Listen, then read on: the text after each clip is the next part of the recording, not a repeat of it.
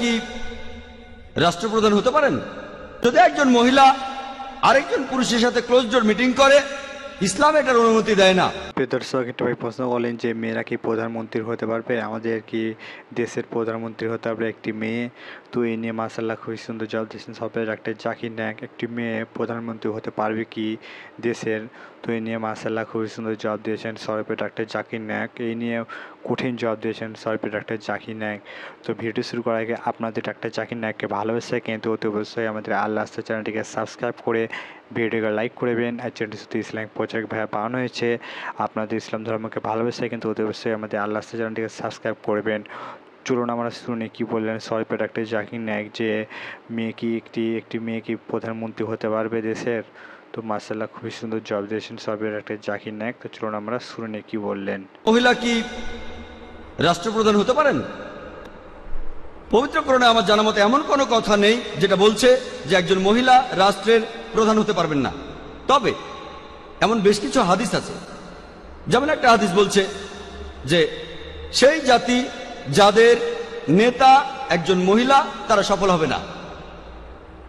কিছু বিশেষজ্ঞ বলেন যে এটা বলা হয়েছিল একটা বিশেষ সময়ের একটা বিশেষ ঘটনাকে উদ্দেশ্য করে, আর সে সময় পারস্য দেশের নেতা ছিল তাদের রানী। অন্য বিশেষজ্ঞরা বলে না, এখানে আসলে সবার কথাই বলা হয়েছে। আসুন দেখি যে ইসলাম ধর্মে একজন মহিলা রাষ্ট্রপ্রধান হতে পারবেন কিনা। যদি একজন মহিলা রাষ্ট্রপ্রধান হন কোন ইসলামিক দেশে, তাকে হয়তো নামাজের সময় ইমামতিও করতে হতে পারে। আর যদি একজন মহিলা জামাতে নামাজ পড়ার ইমামতি করেন, আর নামাজে আমরা বিভিন্ন অঙ্গভঙ্গি করি, যেমন কালাম, রুকু, সিজদা, দাঁড়ানো, নতজানু আর উপর হওয়া, যদি পুরুষদের সামনে একজন মহিলা এগুলো করে নামাজের সময়, আমি নিশ্চিত এতে নামাজের অসুবিধা হবে। যদি সেই মহিলা আমাদের দেশের মতো বর্তমানের কোনো দেশের রাষ্ট্রপ্রধান হন, প্রায় দেখা যাবে সেই রাষ্ট্রপ্রধান বিভিন্ন মিটিং করছেন অন্য দেশের রাষ্ট্রপ্রধানদের সাথে, যারা হতে পারে পুরুষ, আর মাঝে মধ্যেই তারা ক্লোজ ডোর মিটিং করে যেখানে অন্য কেউ ঢুকতে পারে না। যদি একজন মহিলা আরেকজন পুরুষের সাথে ক্লোজ ডোর মিটিং করে, ইসলাম এটার অনুমতি দেয় না। ইসলাম বলে যে একজন মহিলা কোনো পরপুরুষের সাথে একা থাকতে পারবেন না, মিটিং করতে পারবে না। ইসলাম পুরুষ ও নারীর অবাধ মেলামেশার অনুমতি দেয় না। একজন রাষ্ট্রপ্রধানের ছবি বিভিন্ন সময়ে প্রচার করা হয়, ভিডিও শুটিং, ফটোগ্রাফি।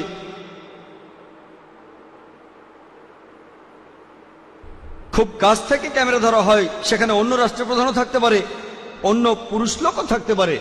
তখন এই মহিলা রাষ্ট্রপ্রধান হতে পারে মার্গারেট থ্যাচার অথবা অন্য যে কেউ। ছবিতে দেখবেন অনেক পুরুষের সঙ্গে তারা হ্যান্ডশেক করছেন। ইসলাম পুরুষ ও নারীর এই ধরনের মেলামেশাকে অনুমতি দেয় না। রাষ্ট্রপ্রধান মাঝে মধ্যেই দেশের সাধারণ মানুষদের সাথে সাক্ষাৎ করেন। যদি মহিলা রাষ্ট্রপ্রধান হন, তাহলে সাধারণ মানুষের সাথে এভাবে সাক্ষাৎ করা তার জন্য কঠিন হয়ে যাবে। আর বিজ্ঞান আমাদের বলে যে মহিলাদের রজস্রাবের সময়কালে তাদের মানসিকতা আর ব্যবহারে বেশ কিছু পরিবর্তন দেখা যায়, কারণ এ সময় তাদের সেক্স হরমোনগুলো বের হয়ে যায়।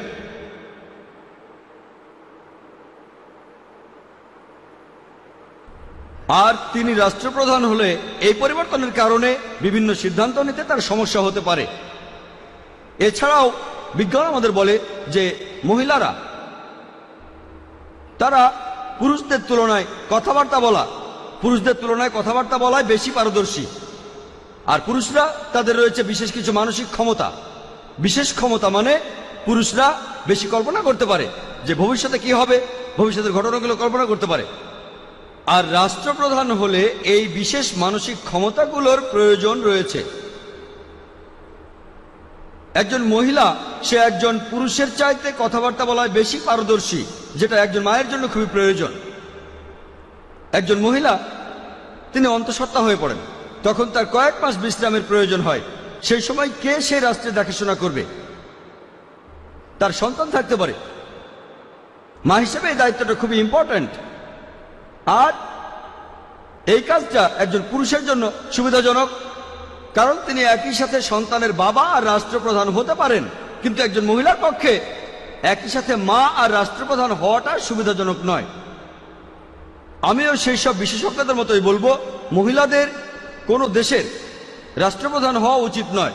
কিন্তু তার মানে এই না যে মহিলারা সিদ্ধান্ত গ্রহণে অংশ নিতে পারবেন না। আমি আমার লেকচার আগেও বলেছি, ভোটাধিকার আছে, আইন প্রণয়নের সময় তারা সিদ্ধান্ত নিতে পারে। আর আমরা ইতিহাস থেকে জানতে পারি, উম্মে সালমা রাদিয়াল্লাহু তাআলা আনহা তিনি নবীজিকে সমর্থন আর নির্দেশনা দিয়েছেন যে সময় মুসলিম সম্প্রদায় একত্রিত ছিল না। তিনি তখন নবীজিকে সমর্থন আর নির্দেশনা দিয়েছেন। আর আমরা জানি, যদিও প্রাইম মিনিস্টার অথবা প্রেসিডেন্ট তিনি হন দেশের প্রধান ব্যক্তি, কিন্তু প্রায় দেখা যায় যে পিএ আর সেক্রেটারিরাই বিভিন্ন সময়ে সিদ্ধান্ত নিয়ে থাকেন। তাহলে এভাবে একজন মহিলা দেশের বিভিন্ন বিষয়ে সিদ্ধান্ত নিতে পারেন। আশা করি উত্তরটা পেয়েছেন। তো মাশাআল্লাহ, খুবই সুন্দর জবাব দিলেন সরকার একটি জাকির নায়েক। মেয়েরা দেশের প্রধানমন্ত্রী হতে পারবে না। তো এই ওয়াচটি যদি আপনাদেরকে ভালো লেগে থাকে তো অবশ্যই আমাদের আল্লাহ আস্থা চ্যানেলটিকে সাবস্ক্রাইব করে ভিডিওকে লাইক করবেন। তো দেখা হবে নতুন একটি ভিডিওর সাথে।